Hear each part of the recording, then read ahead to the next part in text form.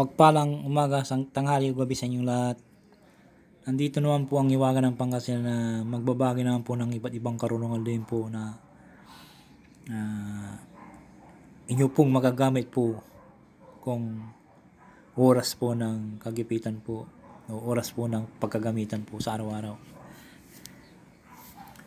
Sa mga tao pong dyan po ay mahirap matulog po sa gabi o nahirapang matulog kasi tayo po ay tumatanda na po sa ating mga edad, ay sana po ay magpursige po tayong mag-aral po ng mga iba't ibang karunungan din po na magagamit po natin sa araw-araw. Hindi po ko kayo pinupursige po na gusto pong manood po ng aking ginawang YouTube channel, Hiwaga ng Pangasinan po. Dito po ay gusto ko po talagang mag-con po para makapagturo po ako ng mga iba't ibang karunungan din po na magagamit po sa araw-araw. Hindi po lamang po pang spiritual, pang physical po na aking con po dito.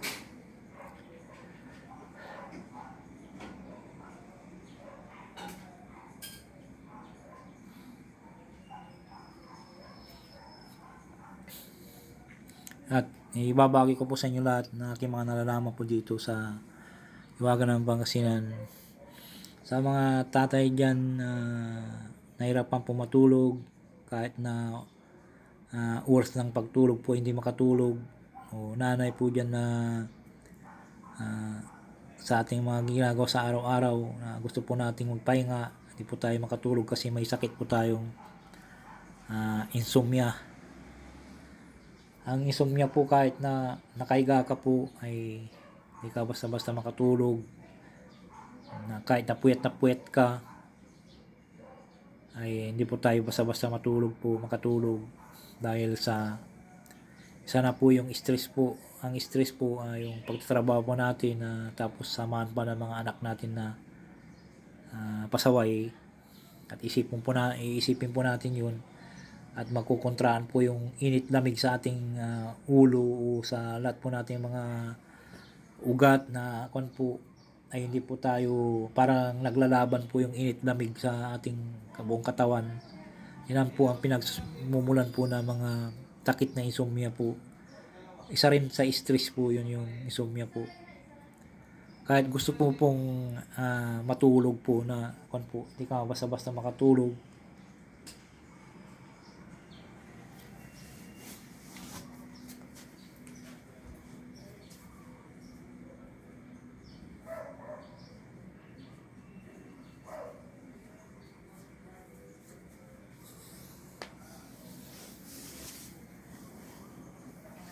Ay ipagkakalo ko po sa inyo ang orasyon sa insomnia.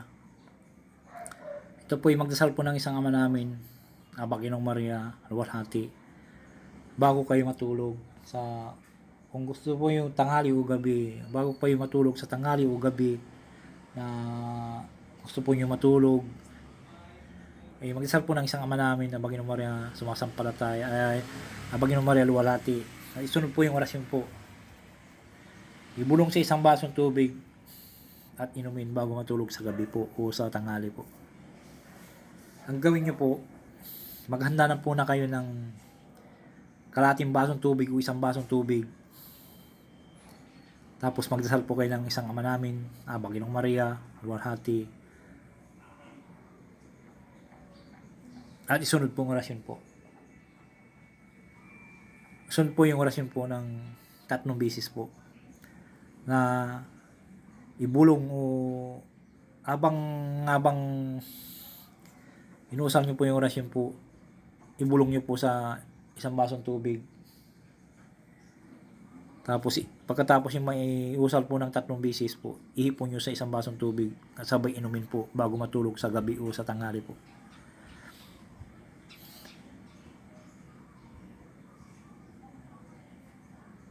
Narito po ang orasyon po. Iriam Puptalu Mamsu Hosir Ragyuwaw. Iriam Puptalu Mamsu Hosir Tagyuwaw. Iriam Puptalu Mamsu Hosil, Tagyuwaw. At ipo sa tubig at inumin po bago matulog sa gabi o sa tanghali po. Narito pang orasin po.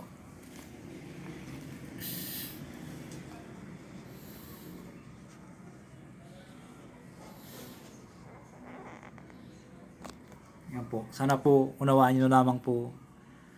Maganda po ito kung taos-puso pong naniniwala po sa aking mga binabagi po. Hindi nyo mamamalayan po pagkatapos nyo pong magkun po, humiga ka po kayo at magmuni-muni ng konti, ay maidlip po kayo na hindi nyo po alam, makakatulog po kayo. Yan lamang po. At sana po ay paki-subscribe po, like and share, pakitulong po Iwagan ng Pangasinan. At tatanin ko po napakalaking utang loob sa inyo lahat.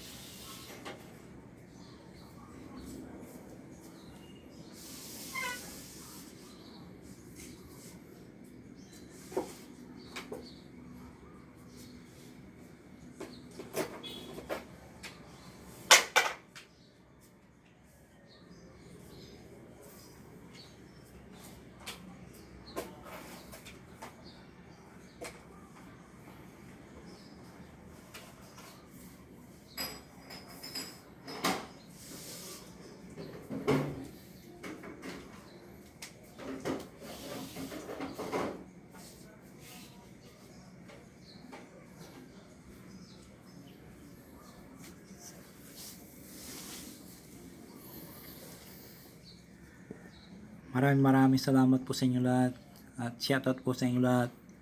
Sa mga baguhan po na ngayon lamang po nakatuklas po na may ganito pong usapin po na karamdaman po sa insomnia po na hindi makatulog po, nandito na po yung pagkakataon nyo po na isibabagay ko po ang akin po nalalaman po pagtulog po, orasyon sa insomnia para makatulog po isang tao.